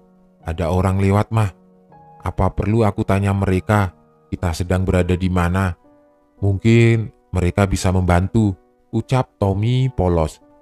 Istrinya yang masih syok dengan kejadian barusan hanya menangis dan melihat Tommy dengan memegang dadanya. Akbar dan Ilham bangun dan menjerit ketakutan kala mengetahui mobil dengan kencang menabrak pohon di depannya. Untung saja, mobil yang mereka tumpangi hanya rusak di bagian depan. Mereka yang ada di dalam baik-baik saja, hanya Tommy yang mengalami luka di dahinya akibat benturan yang sangat keras. "Mah, dengar perkataanku nggak sih? Mumpung ada mereka," ucap Tommy kepada Linda. Linda saat itu masih syok dan tidak mendengar perkataan Tommy.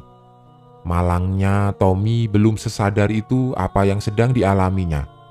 Entah karena kepolosannya, dia tidak menyadari rombongan itu muncul dengan anehnya. Tommy masih dengan pikirannya bahwa dia tersesat. "Kalian di sini dulu, ayah turun." Tommy turun dari mobil.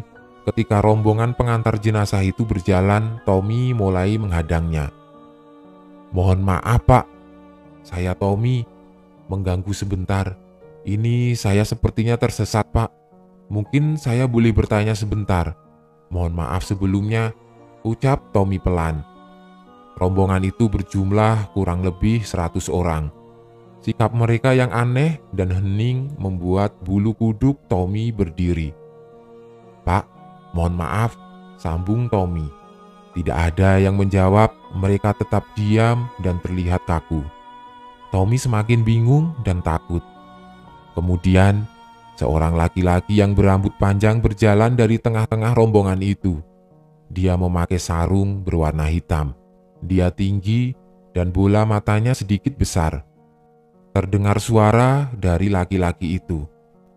"Yang berkehendak tidak terima, yang berkehendak menerima arwah, yang berkehendak mencari hari, yang berkehendak berani mengingatkan, yang berkehendak menerima masalah, yang berkehendak memberi musibah, yang berkehendak memperlihatkan wujud, yang berkehendak menyelamatkan dunia," ucap laki-laki itu. Tommy terkejut saat laki-laki itu tersenyum ke arahnya. Bukan senyum biasa yang dia dapat, namun senyum dengan bibir yang melebar, semakin melebar. Kemudian rahangnya patah begitu saja. Tommy berlari kembali ke arah mobil. "Astaghfirullahaladzim," serunya dalam hati. Tommy masuk ke dalam mobil. "Mah, oke, begini Mah. Aku sudah tidak bisa berpikir jernih sekarang. Bingung mau ngapain ini ya Allah," ucapnya bingung. Tommy hanya bisa duduk dengan celinguan. Dia melihat keluar kaca dan berkata kepada Linda apa yang dia alami baru tadi. Linda yang melihat suaminya bingung bukan main segera memeluknya. "Ya Allah ayah, aku yakin kita ini bukan sedang di dunia kita." Jelas Linda, "Kita masuk ke alam mereka." Tommy dan Linda hanya terdiam. Dia bingung mau melakukan apa lagi selain pasrah dan berserah diri kepada Yang Maha Kuasa. Hingga akhirnya suara rombongan itu terdengar lagi. Mereka melanjutkan perjalanan mereka. Tommy dan Linda memandangi rombongan itu berjalan di seberang mereka. Seketika, laki-laki berambut panjang tadi menggedor-gedor pintu sebelah Linda dan mendekatkan matanya untuk melihat mereka di dalam. Linda menjerit disusul Akbar dan Ilham. Terdengar perkataannya, "Ikuti orang-orang itu biar mendapat jalan." Tommy kemudian menutup matanya seraya istighfar berkali-kali. Kemudian Tommy melihat sekelilingnya laki-laki itu menghilang begitu saja. Linda juga menyadari bahwa sekejap laki-laki itu menghilang. Kemana laki-laki itu? Ya Allah, ya Robi, aku berlindung kepadamu, ucap Linda. Tommy menghela nafas panjang dan mencoba untuk tenang. Dia berpikir mungkin jika dia mulai tenang dan memahami apa yang sedang dia hadapi saat ini, mungkin keajaiban akan terjadi.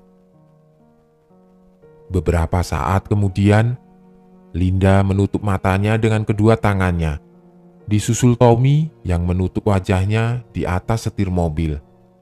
Mereka menghentikan perjalanan, karena sepanjang perjalanan yang mereka lewati hanyalah kuburan. Akbar dan Ilham saling berpelukan dan menangis terseduh-seduh hingga akhirnya kemudian mereka tertidur. Alangkah terkejutnya mereka kala mendengar suara azan berkumandang. Kepala Linda dan Tommy seketika pusing. Linda dan Tommy terbangun dan mendapati dirinya telah mengalami kecelakaan dan masuk jurang. Terdengar riuh orang-orang dari belakangnya. Tommy juga tersadar dan pusing sekali kepalanya. Dia melihat Linda juga terbangun dan secepat mungkin melihat kondisi Akbar dan Ilham. Akbar dan Ilham sudah tidak ada di belakang kursi mobil. Kemudian terdengar suara ketukan orang yang berada di luar jendela. Tok tok tok. Bisa dengar suara saya? Halo? Kalian bisa mendengar suara saya? Ucap laki-laki di luar itu. Tommy dengan berat menggerakkan tubuhnya kemudian membalas ketukan laki-laki itu. Terdengar teriakan laki-laki itu. Woi, korban masih hidup. Alhamdulillah semuanya selamat. Tommy dan Linda kemudian pelan-pelan sadar dan diangkat oleh tim relawan yang saat itu menolong mereka. Ya Tuhan, benar. Selamat semua mereka. Untung tidak mati. Sudah selama ini, Tommy dan Linda mengalami kecelakaan dikarenakan kabut yang tebal di Watu Gudang. Kecelakaan itu terjadi pada jam 00:24. Mobil terperosok ke dalam jurang dan mereka ditemukan pada pukul 4:55. Ternyata tidak hanya Tommy dan Linda saja yang mengalami hal serupa. Beberapa kecelakaan yang terjadi juga mengalami hal yang sama. Untuk itu, dimanapun kita berada, selalu patuhi aturan dan jaga sopan santun. Karena alam bukan hanya tempat singgah kita saja, namun alam juga menyediakan tempat bagi semua ciptaan Tuhan, tidak terkecuali mereka yang tidak kasat mata.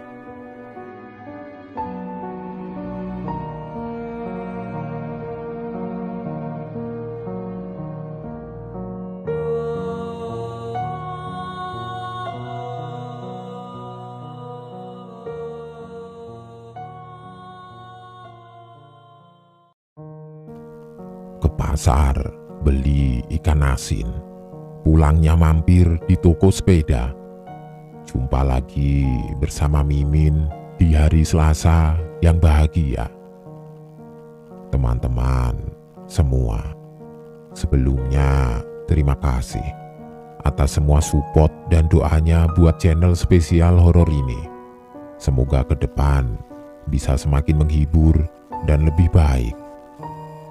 Kali ini, Mimin akan membawakan sebuah cerita horor berjudul 25 hari tersesat di hutan Kalimantan. Dari akun Twitter Om Ras @ras140217. Tapi sebelum teman-teman menyimak cerita ini, Mimin kasih tebak-tebakan buat kalian. Yang berhasil menebak berarti kalian tidak gagal menebak. Hantu. Hantu apa yang pintar marketing? Jawabannya tentu saja arwah pemasaran. Bagaimana? Benar kan? Setuju tidak setuju kalian harus setuju. Kalau begitu selamat menyimak. Semoga kalian tetap berani.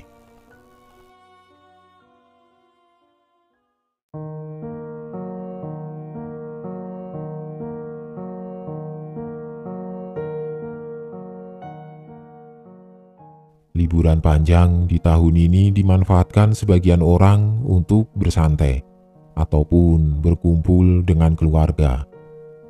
Tapi tidak dengan Aldi, Denny, Irham, dan Hardi. 4 pemuda itu lebih memilih untuk berpetualang di alam bebas, menikmati indahnya hidup di alam bebas. Mereka sudah merencanakannya dari beberapa tahun yang lalu dan akan segera terwujud di tahun ini. Mereka semua sudah mempersiapkan bahan makanan yang cukup untuk beberapa hari di hutan. Mereka juga membawa beberapa macam peralatan yang bisa digunakan untuk pertahanan diri jika nanti di sana ada serangan beruang ataupun hewan liar lainnya. Setelah persiapan mereka sudah cukup, sore harinya mereka pun berangkat. Karena keempatnya tinggal di barak atau kos-kosan, jadi mereka bisa pergi dengan bebas kapanpun mereka mau, tanpa harus mengatakan kemana mereka akan pergi, dan hanya mengatakan mereka akan kembali sebelum liburan berakhir. Perjalanan pun dimulai. Mereka semua tampak gembira. Jalanan setapak menuju hutan terlihat sangat menantang di mata mereka. Mereka berempat sudah cukup lama menjalin persahabatan, dan sampai sekarang mereka tidak pernah bertengkar sekalipun. Mungkin karena hobi dan kebiasaan yang mereka miliki semuanya sama. Nyanyian-nyanyian mulai terdengar dari mulut mereka, sambil sesekali terdengar candaan dan tawa di antara keempatnya. Hingga beberapa saat kemudian, jalanan yang mereka lewati mulai terasa licin dan menanjak. Lalu mereka mulai berfokus dengan apa yang mereka pijak. Suara-suara patiling mulai terdengar menandakan sebentar lagi sang mentari akan segera pergi tidur. Sesampainya di tempat yang lumayan cukup bagus di dekat sungai kecil, mereka pun mulai membersihkan sekitaran tempat agar bisa membuat tempat tidur gantung yang akan mereka gunakan untuk beristirahat. Setelah selesai, mereka mulai membagi tugas. Aldi dapat tugas mencari air, sedangkan Irham dan Hardi mencari kayu bakar. Sementara Denny menunggu untuk mengerjakan tugasnya, yaitu memasak. Karena air dan kayu bakar belum ada, ia pun memilih untuk duduk-duduk bersandar di bawah pohon sambil mendengarkan musik dari MP3-nya. Hari sudah mulai gelap ketika teman-temannya datang. Setelah menyalakan api, Denny pun mulai memasak nasi. Sementara teman-temannya membuat perangkap agar jika ada binatang-binatang liar yang mendekat akan ketahuan. Singkat cerita, 2 hari telah berlalu, dan mereka kini sudah sampai di sebuah tempat yang cukup gelap di tengah-tengah hutan. Awalnya tidak ada yang aneh, sampai ketika mereka berempat mulai bercerita tentang mitos di hutan tersebut yang jarang orang ketahui. Bahkan penduduk lokal pun tidak ada yang tahu. Seiring berjalannya cerita dari mulut mereka, hawa dingin mulai mengusik ke sela-sela tulang, dan suasana mencekam mulai bisa dirasakan. Mereka saling tatap, namun lagi-lagi hal itu tidak ditanggapi serius oleh keempatnya. Mereka lalu tertawa dan mulai bercanda, lalu tidur. Malam itu gerimis mulai turun, langit sangat gelap kala itu. Sementara mereka lupa membawa terpal untuk atapnya. Mereka mulai takut jika nanti akan kehujanan. Dan tepat di tengah malam, hujan yang ditakutkan mereka benar-benar turun dengan sangat deras, ditambah angin yang sangat kencang menggoyangkan pepohonan yang tinggi. Tempat tidur gantung mereka basah. Tas mereka yang berisi pakaian dan bahan makanan juga ikut basah. Hardi yang memiliki ketidaktahanan akan suhu dingin seketika kedinginan dan menggigil, membuat teman-temannya menjadi panik dan khawatir. Mereka bertiga mencoba menghangatkan tubuh Hardi dengan cara saling berpelukan. Namun itu tidak berhasil karena mereka tetap terkena air hujan. Lama-lama tubuh Hardi semakin melemah, hingga akhirnya ia tidak sadarkan diri. Bertambahlah rasa panik dan khawatirnya mereka bertiga, apalagi di tengah malam seperti itu. Mereka juga tidak menyangka akan turun hujan. Padahal musim saat itu sudah memasuki musim kemarau. Penyesalan seketika menyergap perasaan mereka. Hujan masih turun ketika pagi telah tiba dan Hardi masih tidak sadarkan diri. Aldi dan Irham terus-menerus menggosok-gosokkan tangannya turun naik ke tubuh agar tubuh Hardi menghangat. Sementara Denny mencari kayu daun keladi hutan untuk dibuat tempat berteduh. Dan setelah mendapatkan kayu juga daun keladi hutan, ia langsung membuat lampau kecil yang muat untuk mereka berempat istirahat. Setelah penyangga untuk atap dipasang dan daun-daun keladi tadi disusun, ternyata ia kekurangan daun, dan yang beratap hanyalah sebagiannya saja. Lalu ia langsung bergegas untuk mencari daun keladi lagi. Singkatnya, setelah lampau darurat itu dibuat, matahari mulai memancarkan sinarnya yang hangat. Meski sudah siuman, wajah Hardi masih pucat. Karena Hardi yang masih lemas, mereka pun memutuskan untuk menginap 1 malam lagi. Dan hari itu mereka hanya memakan mie instan bawaan mereka. Itu pun cuma dimakan mentah. Karena kayu masih basah jadi api tidak bisa menyala. Siang berganti malam. Tubuh Hardi semakin melemah. Ketiga temannya bergantian tidak tidur untuk menjaga Hardi, namun tiba-tiba saja tubuh Hardi mengejang. Semuanya kembali menjadi panik, mereka tidak tahu harus berbuat apa. "Kita harus pulang malam ini juga," ujar Aldi. "Tapi Hardi bagaimana?" tanya Denny. "Bagaimana kalau kita tandu saja?" usul Irham. Mereka bertiga pun setuju dan segera membuat tandu untuk Hardi. Singkatnya, setelah selesai membuat tandu, mereka bertiga lalu memasukkan tubuh Hardi dan membungkusnya. Setelah itu dipasangi ikatan agar tubuhnya tidak jatuh dan lebih aman untuk dibawa. Aldi dan Denny bertugas untuk membawa tandu. Sementara Irham membawa semua peralatan mereka dan sebagian bahan makanan yang sudah tidak layak makan ditinggalkan begitu saja. Tidak terasa, malam itu mereka berjalan sudah lebih dari 3 jam. Namun tidak kunjung menemukan jalan. Malahan mereka masuk ke semak-semak berduri dan banyak rotan berduri yang menggantung dan menghalangi jalan mereka. Akhirnya mereka pun berbalik arah. Apalagi pada saat itu Guntur dan Petir mulai asik dengan peran mereka masing-masing. Karena tidak ingin Hardi kembali kehujanan, akhirnya mereka bertiga memutuskan untuk membuat tenda darurat dari kayu dan dedaunan. Mereka bertiga bekerja sama. Aldi dan Irham berangkat mencari kayu dan dedaunan yang bisa digunakan membuat tenda, sementara Denny menjaga Hardi dan membersihkan rumput liar di sekitar tempat mereka yang akan dibangun tenda.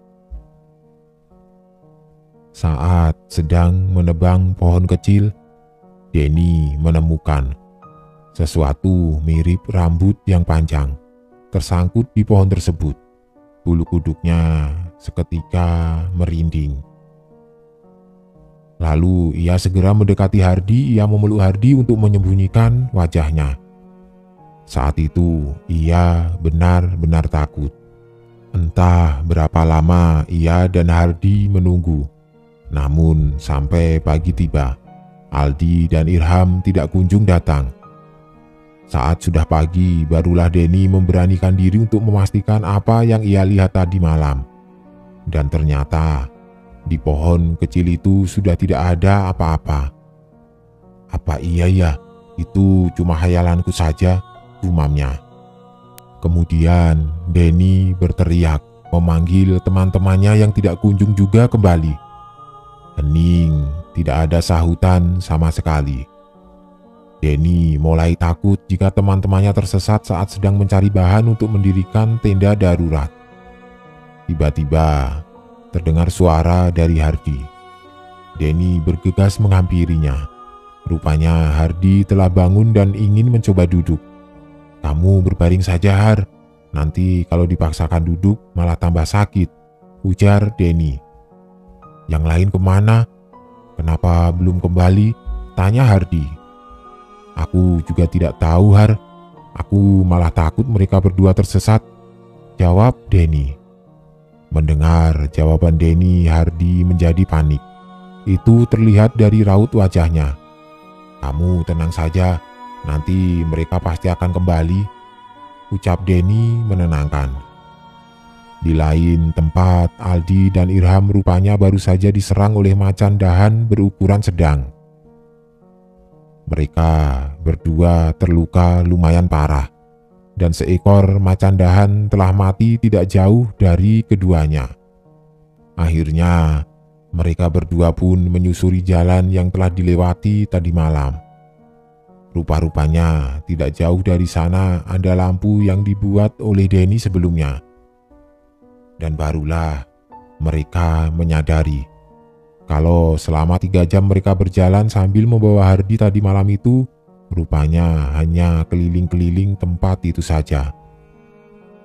Menyadari ada sesuatu yang tidak beres, mereka langsung berjalan ke tempat Hardi dan Denny. Singkatnya, dari kejauhan terlihat Denny yang sedang duduk di sebelah Hardi.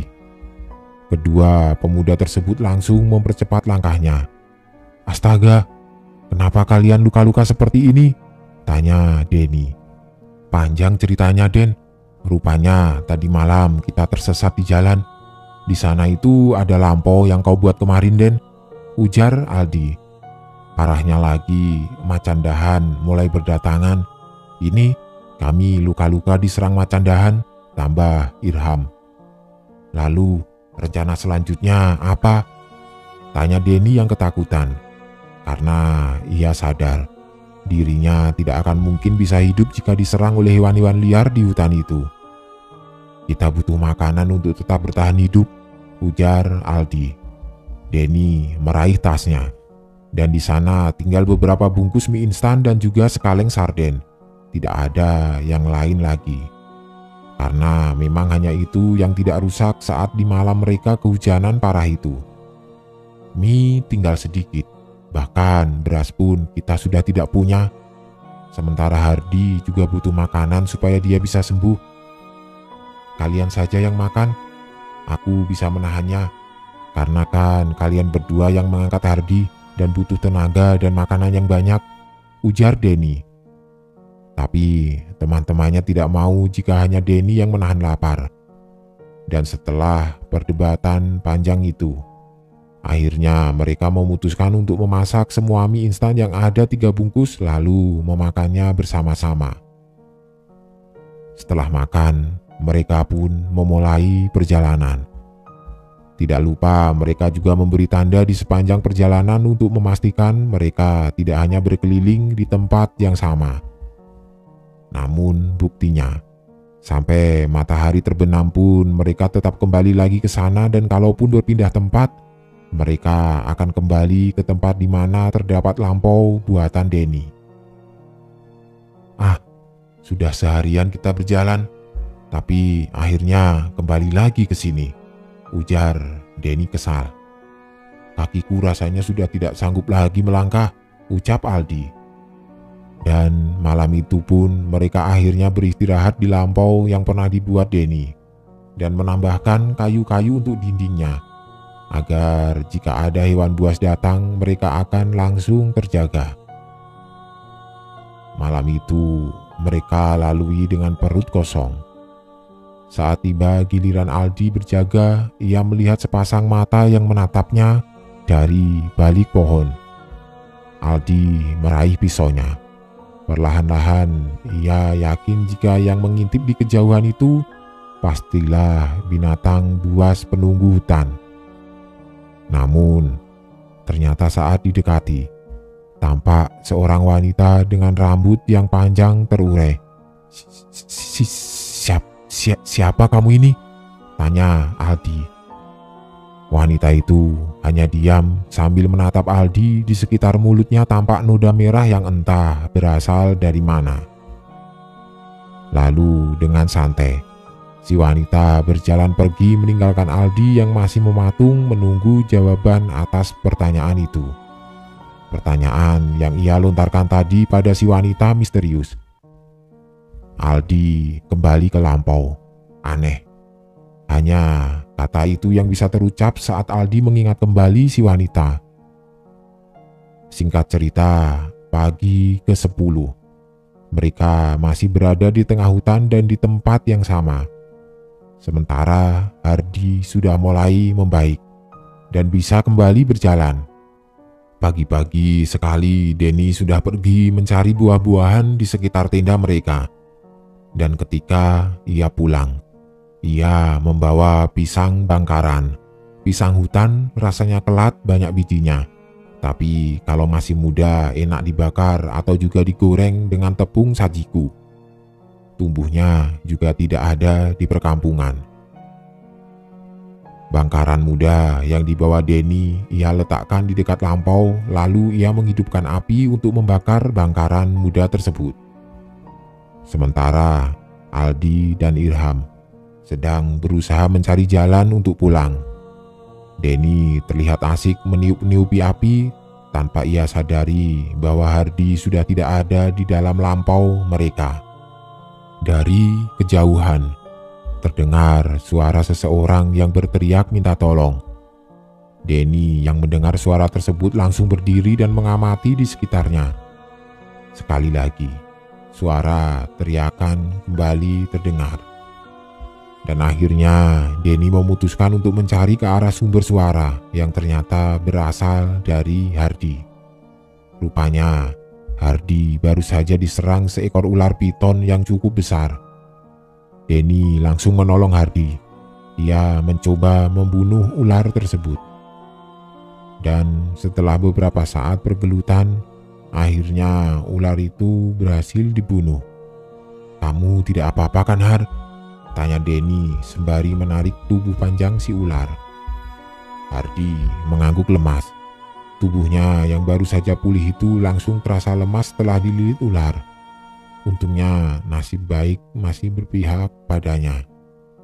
Malam itu, setelah melewati selisih pendapat, akhirnya mereka semua mau mengikuti saran Denny yang mengatakan bahwa mau tidak mau mereka harus memakan daging ular yang dibunuh Denny tadi, agar mereka tidak kelaparan, seperti malam-malam sebelumnya. Denny terlihat sangat lahap memakan daging ular, namun tidak dengan ketiga teman-temannya. Mereka masih tampak ragu meski itu semua dilakukannya karena terpaksa. "Mati atau makan, terserah kalian. Yang pasti kalau kita mati di sini sudah dapat dipastikan tidak akan ada yang menemukan bangkai kita," ujar Denny. Perkataan Denny memicu emosi Aldi. Ia langsung berjalan meninggalkan teman-temannya. Malam itu, seperti malam-malam sebelumnya, Aldi kembali bertemu dengan seorang wanita. Ia mulai penasaran. Jangan-jangan ada orang-orang suku lain yang tinggal di hutan ini, pikirnya sambil terus mendekati si wanita yang melinggak-linggok di antara rerumputan. Dada Aldi semakin berdebar saat mencium bau busuk yang menyengat di antara rerumputan. Dan tiba-tiba wanita itu menghilang. Suara tawa terdengar begitu melengking di antara heningnya malam. Aldi bergegas berlari ke arah lampau. Karena ia tahu suara itu bukanlah suara manusia melainkan suara kuntilanak. Aldi tiba-tiba terjatuh dan kepalanya terkena akar pohon. Aldi meringis. Dahan kayu di atas terdengar kriet-kriet seperti ada sesuatu yang berada di sana. Karena merasa terancam, akhirnya Aldi bangun dan langsung melucuti pakaiannya.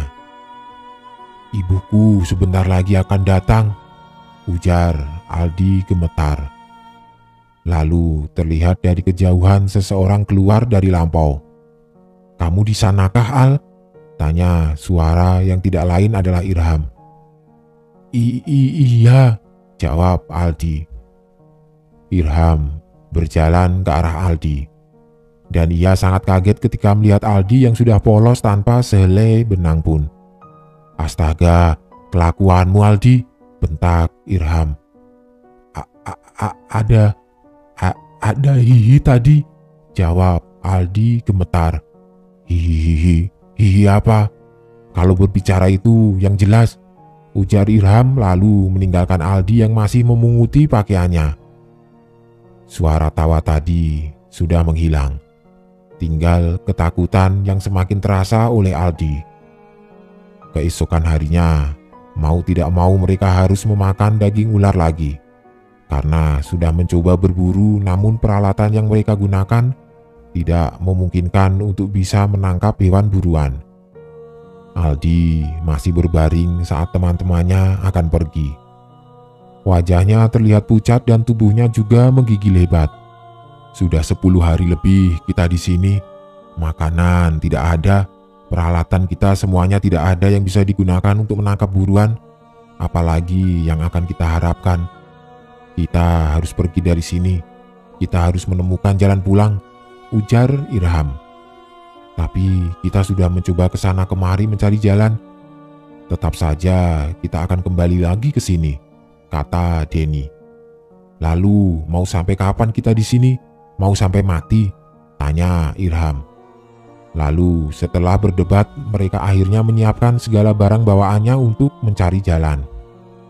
Mereka berempat berjalan ke arah yang berlawanan dan berharap akan bisa menemukan jalan pulang. Di tengah perjalanan, mereka bertemu dengan 2 orang anak kecil. Awalnya mereka berempat senang karena mengira anak itu berasal dari sebuah suku yang tinggal di sekitaran hutan. Namun anehnya, anak setiap kali ditanya, anak tersebut selalu tertawa dan mengatakan bahwa ibuku menyiapkan pesta untuk kalian. Aldi yang sudah curiga bahwa ada yang tidak beres, langsung menarik tangan Denny lalu berjalan menjauh dari si anak, diikuti oleh Hardi dan Irham. "Jujur, tadi malam, tidak tepatnya sudah beberapa malam, aku melihat seorang perempuan yang menatap lampau kita dari balik pohon. Tapi saat aku hampiri dan kutanyai, perempuan itu diam saja, lalu menghilang begitu saja. Sampai tadi malam aku juga melihatnya. Sebelum dia menghilang, tercium aroma busuk yang menyengat. Dan saat aku berbalik mencarinya, aku mendengar suara tawa yang sangat mengerikan," cerita Aldi. "Aku juga pernah mengalami kejadian yang sama," sahut Denny. Mereka berempat kembali saling tatap. Hari ke-20. Aldi sudah terlihat pasrah dengan keadaan. Luka-luka di tubuh mereka sudah sangat banyak. "Aku rasa kita akan mati di sini." "Hus, jangan berkata seperti itu." "Apa? Coba kamu pikir. Sudah 20 hari kita di sini, dan sudah berapa lama kita tidak makan nasi. Apa kita akan selamat? Kamu yakin?" Mereka terdiam. Yang dikatakan Aldi memang benar adanya. Mereka hanya memakan buah-buahan hutan dan juga binatang-binatang yang berhasil tertangkap di sana. Mereka benar-benar sudah seperti manusia hutan. Kadangkala kala hujan siang dan malam, terpaksa mereka memakan mentah daging-daging hewan yang belum sempat dimasak. Minum pun hanya mengandalkan air yang terkandung di akar, jika mereka tidak bertemu sungai atau genangan air. Wajah mereka tampak pucat, lemas, dan kadang bertengkar satu sama lain. Dan selama itu, Mereka terus melangkah meski sama sekali tidak menemukan jalan pulang. Mata mereka seolah buta. Entahlah, sesulit itu menemukan jalan keluar. Malam ke-21. Angin kencang dan petir yang menyambar-nyambar di atas hutan itu tampak sangat menakutkan. Bahkan beberapa kali pohon-pohon di sana terkena sambaran petir hingga patah. Mereka berempat berlari dan berlari mencari tempat aman. Namun tampaknya seluruh pohon di tempat yang mereka pijak terkena angin. Tiba-tiba, saat Aldi melihat ke atas, ia melihat dahan kayu yang sangat besar akan jatuh menimpa ia dan teman-temannya. Aldi mendorong teman-temannya hingga ia lupa akan keselamatannya sendiri. Saat akan berlari, Aldi terjatuh. Dan akhirnya sebelah kakinya tertimpa sebagian dahan besar yang terjatuh. Denny, Irham, dan Hardi tidak menyadari bahwa Aldi tertinggal jauh di belakang mereka. Namun saat Denny sadar, ia langsung berujar, "Aduh, sialan, dari tadi kita lari meninggalkan Aldi, dan selama itu di antara kita bertiga tidak ada yang menyadarinya. Sialan," ujar Denny lalu kembali berlari ke belakang. Singkatnya, Denny sampai di tempat tadi dan melihat Aldi sudah tidak sadarkan diri dengan kaki yang tertindih dahan kayu besar. "Astaga, Aldi!" Denny berusaha sendirian mengangkat kayu yang menindih kaki Aldi. Namun kayu itu lebih besar dari tenaga Denny.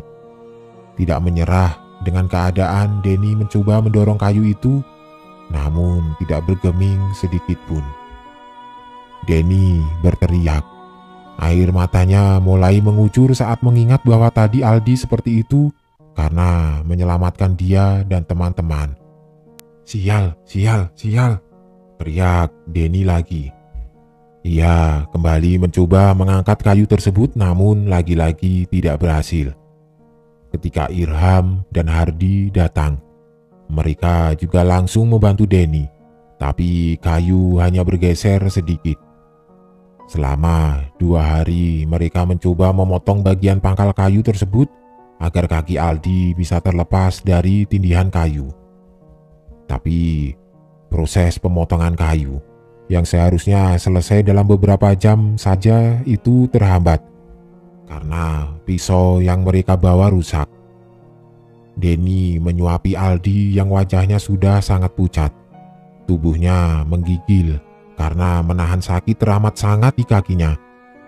"Ya Tuhan, jika aku sudah kamu takdirkan mati dalam keadaan seperti ini, aku ikhlas Tuhan.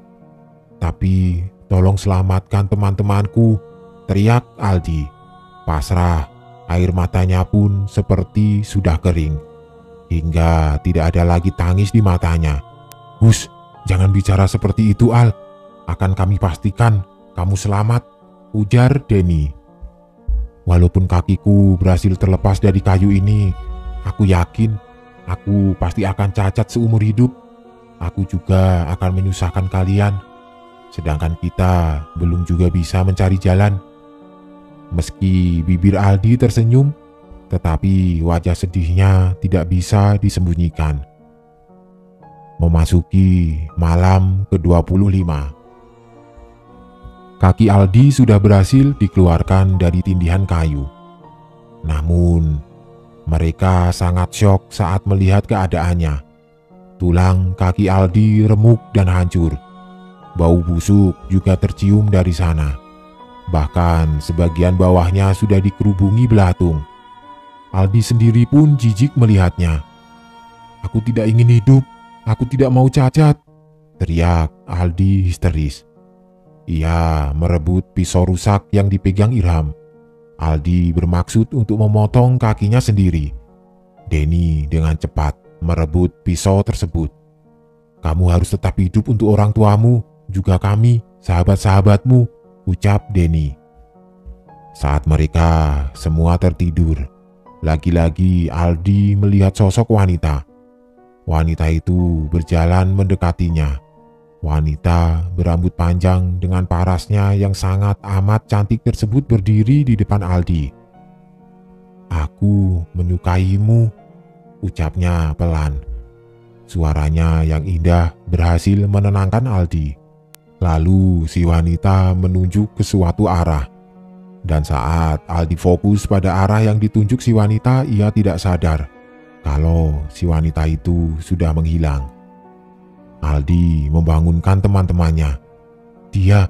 Dia menunjuk ke arah sana," ujar Aldi seraya menatap satu persatu teman-temannya. "Siapa? Dia siapa? Wanita itu?" Gantian teman-temannya yang saling tatap. Dan menjelang pagi, Denny dan Irham pergi memburu binatang-binatang. Mereka berdua tidak sengaja menemukan seekor bayi rusa yang sepertinya baru saja dilahirkan oleh si induk. Namun, karena kedatangan Denny juga Irham, induk rusa itu meninggalkan anaknya begitu saja. Karena pagi sudah menjelang, akhirnya mau tidak mau Denny dan Irham mengambil anak rusa tersebut untuk dijadikan mereka sarapan. Saat akan memotong anak rusa itu, Denny benar-benar tidak tega. "Tidak, aku tidak tega membunuh bayi rusa ini," ujar Denny. "Tolong, jangan apa-apakan rusa ini, aku mohon. Aku akan pergi mencari makanan lain," lanjut Denny seraya menaruh bayi rusa tersebut di dekat Aldi. Denny sudah berkeliling, namun hanya mendapatkan buah-buahan. Akhirnya ia memutuskan untuk kembali.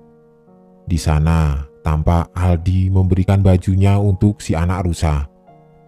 Setelah sarapan dengan buah-buahan yang dibawa Denny, mereka membuat tandu untuk mengangkat tubuh Aldi.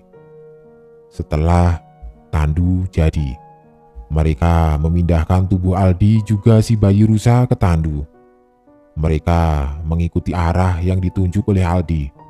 Dan setelah berjalan berjam-jam lamanya, mereka akhirnya sampai ke tempat awal datang. Karena hari sudah hampir malam, mereka memutuskan untuk beristirahat di sana.